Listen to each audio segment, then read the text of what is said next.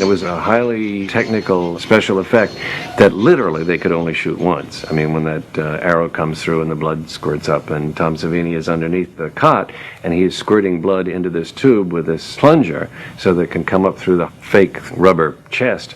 After the shot, Sean says cut, and everybody applauds, and Tom Savini comes out from underneath the bed covered in blood. And it's sheep's blood, and it's going like this, and it's just awful. And somebody says, "What happened?" And he said, "Well, I started to hit the pump, and the fitting gave way, so blood was going all over the place. So he had to literally blow on the pipe to make the blood come up through the arrow, and then look like Kevin Bacon was squirting all over the place. If you're going to sit there and blow sheep's blood up through a tube in Kevin Bacon's alleged chest, you're giving a lot." And then, of course, you get the one shot with the hatchet in the face, which is, of course, the styrofoam hatchet glued onto the real face. And that was the other thing about it. You waited for the next one to happen. It's about the build-up to the tension. It's about the don't go in there. It's about, oh, don't go in there. Can I help you? One of the most memorable aspects is the music. It's iconographic now. It's that...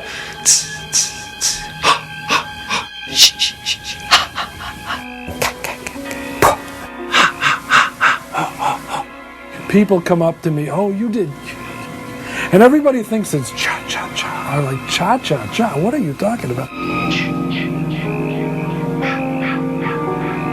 I got this idea from the picture. There's a close-up of Betsy Palmer's mouth. Get her, Mommy. Get her.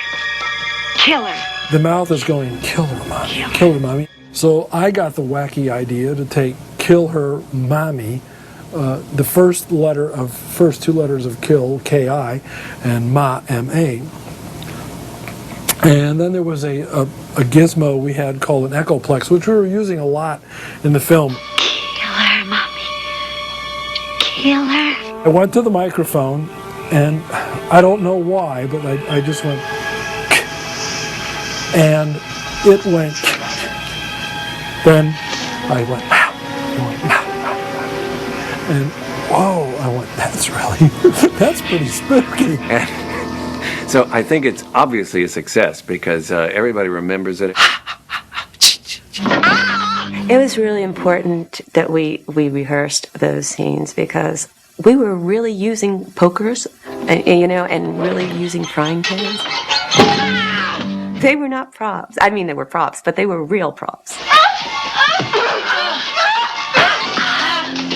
There was one moment when I was supposed to smack Adrienne, give her in the face.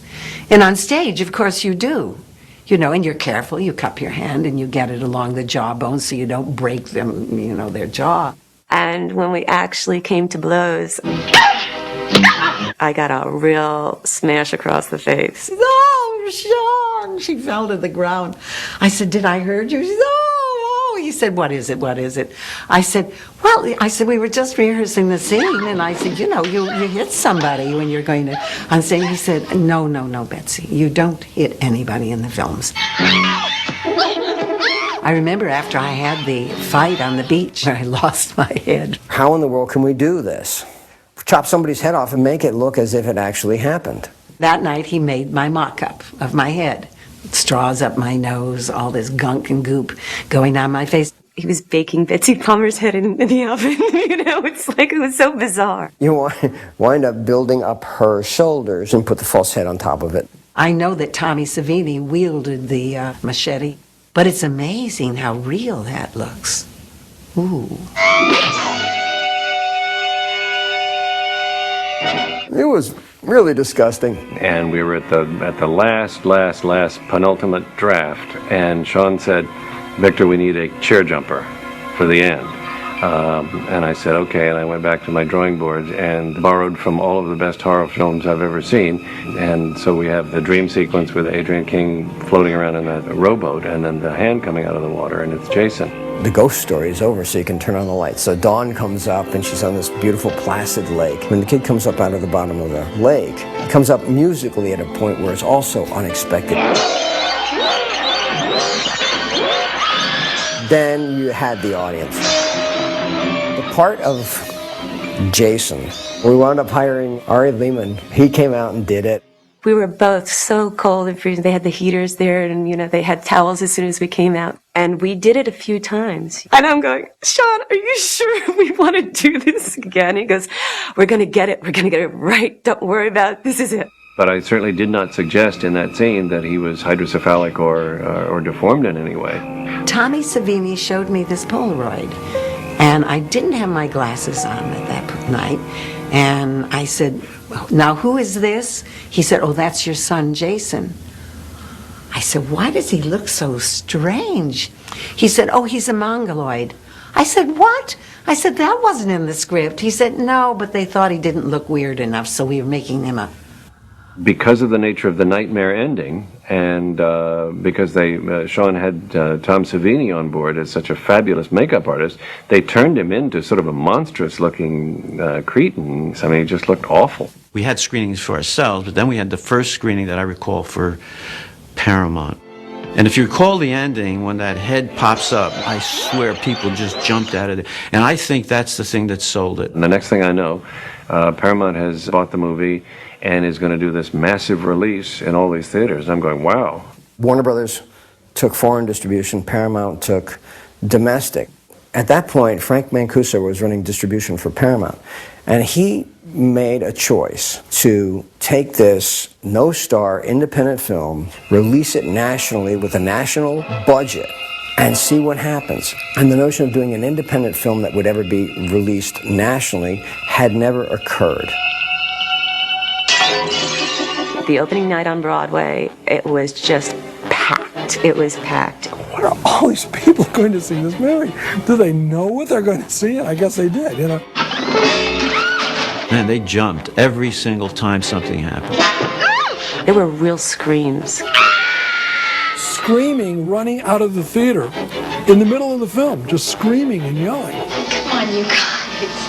The best part of watching Friday the 13th in theaters, and I was watching the audience say, don't go in there. I mean, literally talking to the screen saying, girl, don't go in there. You don't want to go there. And Sean would just go like, I got them all. The kids would come out of the theater telling the kids they're coming in the theater, oh, you better look out, or there was so much fun. And it became a really big social event. The next thing I knew, I was looking at the Variety results, and we were in the top 10. People poured into the theaters to see this and kept coming and kept coming and kept coming. They started talking about $10 million, $20 million, $30 million.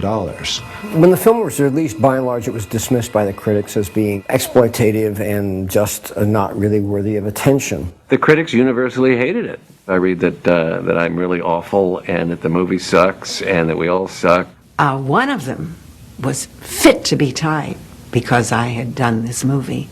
How dare I let my viewing audience down by playing this horrible woman? He said, you write to her. So there were people who were disappointed in me. Parents and educators would say, this is not a productive use of your time. The feminists didn't like it particularly. Who's going to die? Well, the slut's going to die for sure, and the good person, the virgin, she will survive.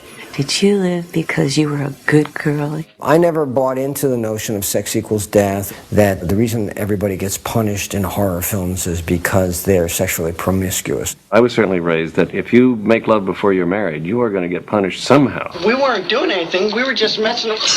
I'm not sure whether the vengeful, moralistic tone of the movie was anything I was thinking of consciously. I was basically working from what I had seen in my own movie-going experience prior to that if you were following your lustful heart, that you were going to get nailed for it. That was at least the Puritan ethic that I was brought up with.